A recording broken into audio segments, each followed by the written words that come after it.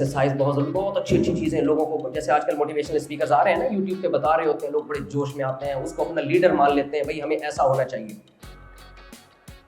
اور ہم نے ان کو اپنا لیڈر مان لیا.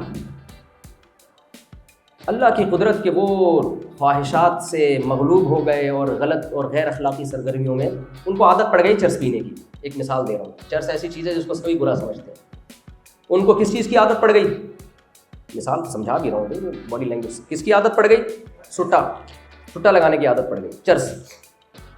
اور ایسی عادت پڑی ہے کہ اب ان سے چھوٹ نہیں رہی, کیونکہ چھڑوانے کے لیے جو موٹیویشن تھی وہ مذہب کے علاوہ کوئی اور موٹیویشن تھی نہیں. مذہب کی موٹیویشن بہت پاورفل ہوتی ہے, مذہب کے علاوہ کسی میں اتنی طاقت نہیں ہے کہ آپ سے غیر اخلاقی سرگرمیاں چھڑا دیں. یہ خوب سمجھ لیں. اس کی ایک مثال دیتا ہوں. دیکھو ڈاکٹر ہمیں کہتے ہیں انٹرمیڈنٹ فاسٹنگ, 2 کھانوں کے درمیان فاصلہ رکھو. کتنے لوگ رکھ لیتے ہیں, رکھتے ہیں, حالانکہ بیچ میں کہتے ہیں چائے بھی پیتے رہو, کافی بھی پیتے رہو. کتنی لوگ مانتے ہیں ڈاکٹروں کی. اسلام نے 1400 سال پہلے کہا تھا کہ تھوڑا فاصلہ نہیں, صبح صادق سے لے کے غروب آفتاب تک اتنا لمبا فاصلہ تم نے رکھنا ہے. رمضان کے پورا 1 مہینہ, نہ بیچ میں کھانا ہے نہ پینا ہے. کروڑوں لوگ روزہ رکھ رہے ہیں کہ نہیں رکھ رہے. یہ کس کی موٹیویشن ہے, مذہب کی. یہ موٹیویشن, یہ آسمانی مذاہب کے علاوہ کسی کے پاس ایسی پاورفل موٹیویشن نہیں ہوتی.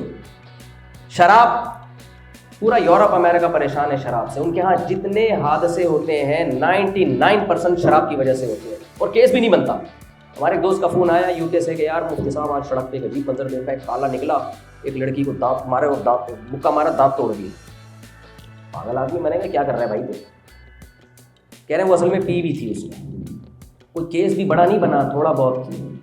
اسلام میں تو یہ دانت توڑ دیے تو دانت کا بدلہ کیا ہے, دانت, اس کے بھی دانت توڑو. لیکن وہ کیس اس لیے ہلکا ہو جاتا ہے, بھائی نشے میں تھا, بیچارے کو کیا پتا کہ کیا توڑنا ہے. اگر نشے میں نہیں ہوتا تو سوچ سمجھ کے دیکھتا کہ کس کے توڑنے اور کتنے توڑنے. تو چاہتے ہیں وہ شراب سے ہماری سوسائٹی آزاد ہو جائے. ہو گئی, صدیوں محنت کی, اس کے بعد ہتھیار ڈال دی. 1400 سال پہلے یہ آیت اتری تھی, انما الخمر, کہ شراب جو ہے یہ ناپاک ہے, اس کو چھوڑ دو. اور عرب ایسی سخت شرابوں کے عادی تھے نا, وہ شرابیں آج لوگ پی نہیں سکتے. جو انگور کی شراب ہوا کرتی تھی, ایک آرڈر آیا ہے اور سب نے شراب کے مٹکے 1 سیکنڈ میں توڑ دیے. کیوں؟ موٹیویشن کہاں سے مل رہی تھی, خدا کی, مذہب کی. انسان خدا کے لیے بہت کچھ کر سکتا ہے اگر وہ اس کو مانتا ہے. مانتا ہی نہیں ہے پھر ایک الگ بات ہے. جہاں آپ نے خدا کو اپنی سوسائٹی سے نکالا, گاڈ کو نکالا, اللہ کو نکالا, پھر بھائی آپ کو کسی اچھے عمل پہ لانے کے لیے بہت محنت کرنی پڑے گی. انسان کو فالو نہیں کرتا.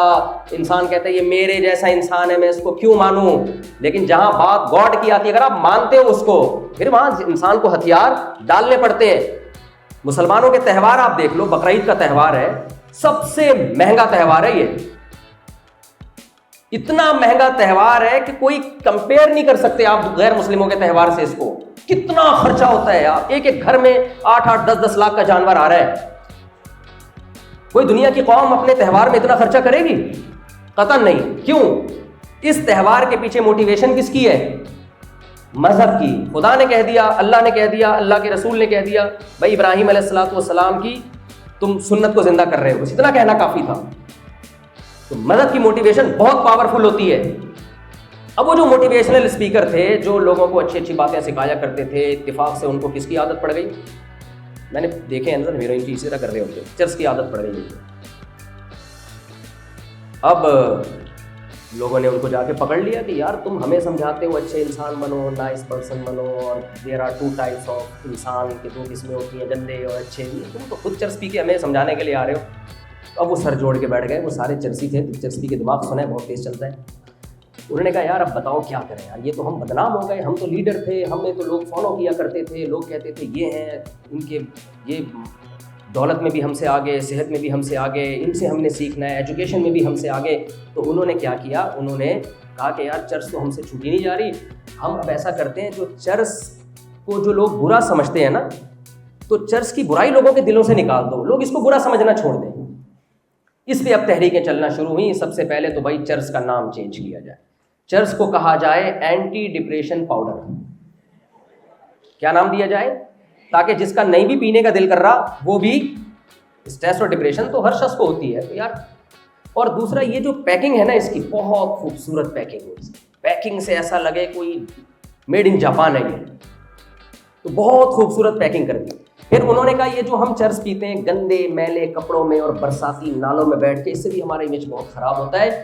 تو چرس ہوگی ڈیفینس کے بڑے بڑے ہوٹلوں میں, لائسنس ملے گا.